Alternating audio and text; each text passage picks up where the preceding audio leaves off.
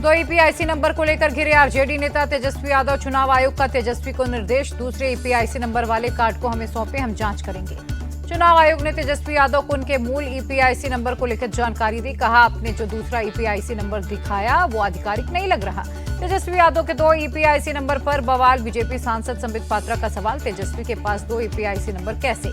संबित पात्रा बोले, एसआईआर को लेकर तेजस्वी यादव बोल रहे झूठ, विपक्ष संवैधानिक संस्थाओं पर हमला कर रहा।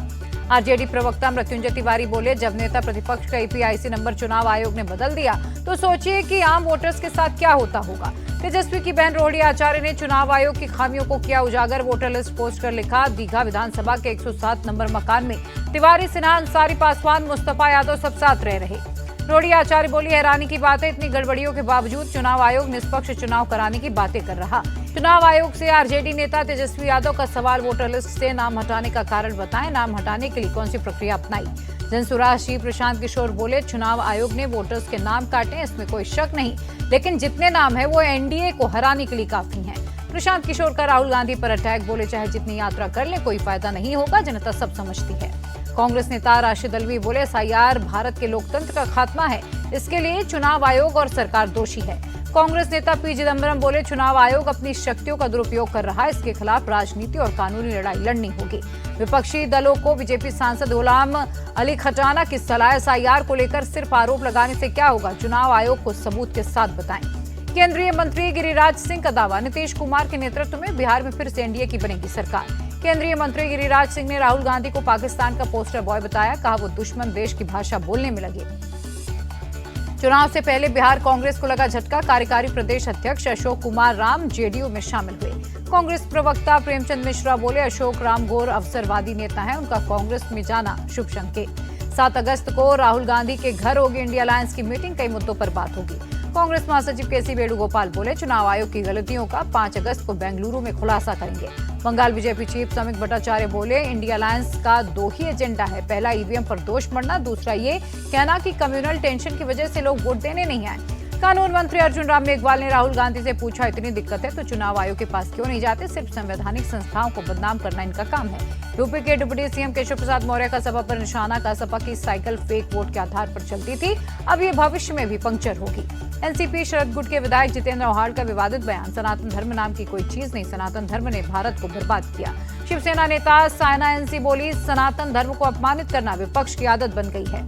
बीजेपी नेता किरीट सोमैया ने कहा, मुस्लिम वोटों के लिए हिंदू धर्म को गाली दे रहे, जनता सबक सिखाएगी। शिवसेना शिंदे गुट में शामिल हुए शिवसेना यूबीटी नेता रामदास कांबले, डिप्टी सीएम एकनाथ शिंदे ने दिलाई सदस्यता। पीडीपी चीफ महबूबा मुफ्ती बोली, national conference pro Jammu Kashmir नहीं बल्कि प्रो पावर है। लखनऊ में बीजेपी की बैठक, सीएम योगी की अपील, 15 अगस्त के अवसर पर लोग अपने घरों पर फहराएं तिरंगा। मालेगांव ब्लास्ट पर बोले सीएम योगी, कांग्रेस ने भगवा को आतंक का प्रतीक बताकर देश की आस्था का अपमान किया। असम के बक्सा जिले में बीजेपी वर्कर कॉन्फ्रेंस आयोजित, सीएम हेमंता बोले, बीजेपी सिर्फ एक पार्टी नहीं, देश की सेवा और विकास का आइडिया है। सीएम हेमंता ने राहुल गांधी को पाकिस्तान और बांग्लादेश के मुसलमानों का नेता बताया। कहा, असम की महिलाएं प्रियंका वाड्रा से हर मापदंड पर बेहतर हैं। सीएम हेमंता ने अब्दुल को बैटरी से चलने वाली व्हील चेयर दी। कहा, इससे मेरे दोस्त की जिंदगी में बदलाव आएगा। एमपी कांग्रेस चीफ जीतू पटवारी का बयान, जल्दी पार्टी के जिला अध्यक्षों का होगा ऐलान। कल सुबह 10 बजे से 72 घंटे तक बीआरएस नेता करेंगे भूख हड़ताल। तेलंगाना सरकार से ओबीसी को 42% आरक्षण वाले विधेयक को पारित करने की मांग। तेलंगाना में ओबीसी के 42% आरक्षण में से 10% मुस्लिमों को आरक्षण देने पर बवाल। बीआरएस नेता मोहम्मद अली बोले, कांग्रेस को सिर्फ वोट बैंक की चिंता। पीएम मोदी ने राष्ट्रपति द्रौपदी मुर्मू से मुलाकात की। गृह मंत्री अमित शाह ने भी राष्ट्रपति से मुलाकात की। पहलगाम अटैक पर कांग्रेस नेता मणिशंकर अय्यर का बयान, यूएन अमेरिका समेत किसी देश ने पाकिस्तान को नहीं माना दोषी, हमले का सबूत भारत नहीं दे पाया। अयोध्या में राम मंदिर का काम फाइनल फेज में है, कंस्ट्रक्शन कमेटी के चेयरमैन ने दी जानकारी। केंद्रीय मंत्री हर्ष मल्होत्रा बोले, मोदी सरकार में व्यापारियों के लिए सबसे बड़ा बदलाव है जीएसटी। कल से दिल्ली विधानसभा का मानसून सत्र होगा शुरू, पेपरलेस होंगे सभी काम। असेंबली हॉल में सीएम रेखा गुप्ता समेत कई विधायकों को दी गई ट्रेनिंग। सीएम रेखा गुप्ता बोली, दिल्ली विधानसभा 20वां पेपरलेस विधानसभा बना। पीएम मोदी हमेशा टेक्नोलॉजी और ग्रीन एनर्जी को बढ़ावा देते हैं। कल दिल्ली विधानसभा के बाहर कांग्रेस नेता करेंगे प्रोटेस्ट, दिल्ली सरकार के नाकामियों को बताएंगे। दिल्ली कांग्रेस चीफ देवेंद्र यादव बोले, बीजेपी की वजह से दिल्ली में 15,000 लोग बेघर हुए, बीजेपी झुग्गियों को तोड़ रही। दिल्ली के सीएम रेखा गुप्ता ने एसएसबी मल्टी स्पेशलिस्ट हॉस्पिटल का किया उद्घाटन। सांसद बांसुरी स्वराज और विधायक शिखा राय रही मौजूद। सीएम योगी ने यूपी पुलिस में दूरसंचार विभाग के चयनित 1496 युवाओं को सौंपा नियुक्ति पत्र। कहा 2017 से प्रदेश में दंगे होते थे। सीएम योगी बोले 2017 के पहले युवाओं के भविष्य से खिलवाड़ हो रहा था। हर भर्ती पर लगती थी बोलियां, पैसों का होता था लेन देन। यूपी में बिना इजाजत ड्रोन उड़ाने पर लगा प्रतिबंध। दोषियों के खिलाफ होगी सख्त कार्रवाई। सीएम योगी ने दिए निर्देश। ड्रोन से दहशत फैलाने वालों पर चलेगा गैंगस्टर एक्ट। जरूरत पड़ने पर एनएसए भी लगेगा। सीएम योगी बोले तकनीकी का गलत इस्तेमाल करने वालों पर सख्ती से निपटेगी सरकार। यूपी के बागपत में ड्रोन को लेकर अफवाह फैलाने वाले 15 आरोपी अरेस्ट। एसपी बोले जरूरत पड़ने पर लगेगा एनएसए। यूपी के अलीगढ़ में ड्रोन ने लोगों की उड़ाई नींद। रात भर लोगों ने घर के बाहर दिया पहरा। यूपी के मुजफ्फरनगर में पुलिस का फ्लैग मार्च। पुलिस की लोगों से अपील, ड्रोन दिखने पर तुरंत सूचित करें, अफवाह फैलाने वालों पर एक्शन होगा। यूपी के श्रावस्ती में पीडब्ल्यूडी ने दुकानों पर चिपकाया नोटिस। कहा कागज नहीं दिखा पाने पर चलेगा बुलडोजर। सरकारी जमीन पर अवैध कब्जे का आरोप। उत्तराखंड के सीएम पुष्कर सिंह धामी बोले अगला 10 साल प्रदेश की समृद्धि वाला होगा। विकास का हर संकल्प होगा पूरा।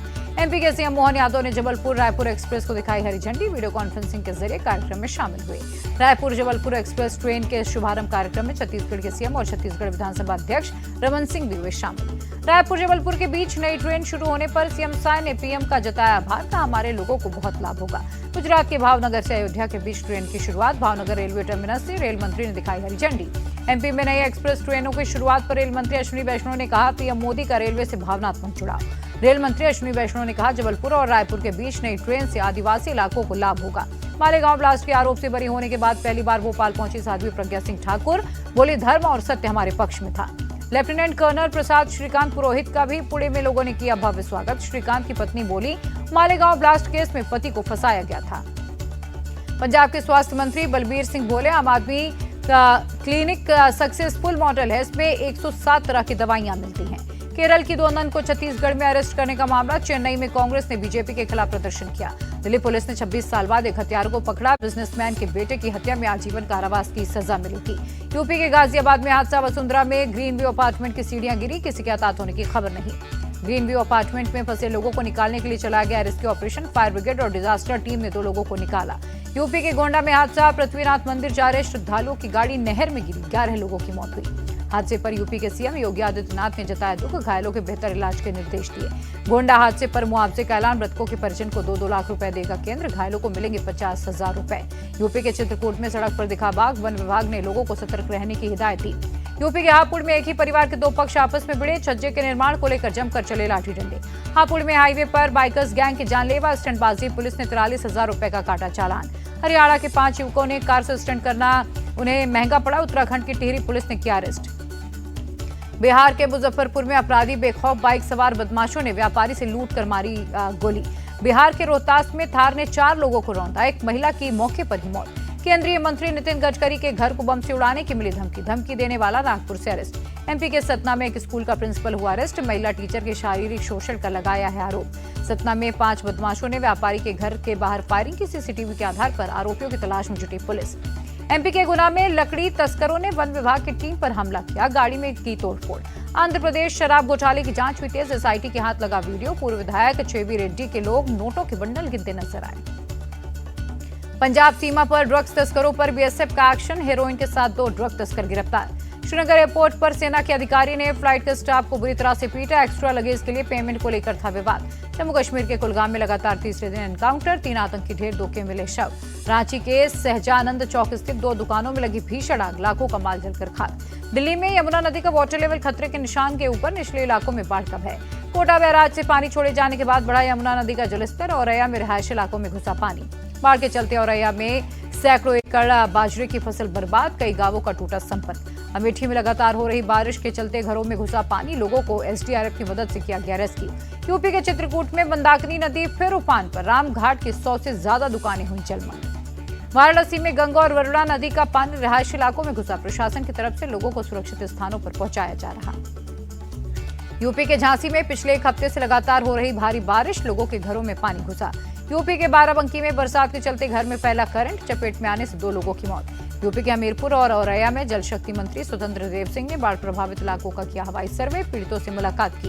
प्रयागराज में जगह जगह जल जमाव। अखिलेश यादव बोले भ्रष्टाचार के गहरे गड्ढों में भरा पानी। बीजेपी के घोटालों का भांडाफोड़।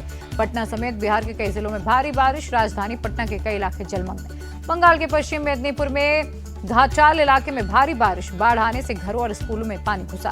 एमपी के रायसेन में बाढ़ प्रभावितों से मिले कृषि मंत्री शिवराज सिंह चौहान, कहा किसानों को फसल और जिनकी प्रॉपर्टी का नुकसान हुआ उसे सरकार मुआवजा देगी। एमपी के श्योपुर में रिहायश इलाके में घुसा मगरमच्छ, वन विभाग ने वापस चंबल नदी में छोड़ा, लोगों से नदी नालों से दूर रहने की अपील की।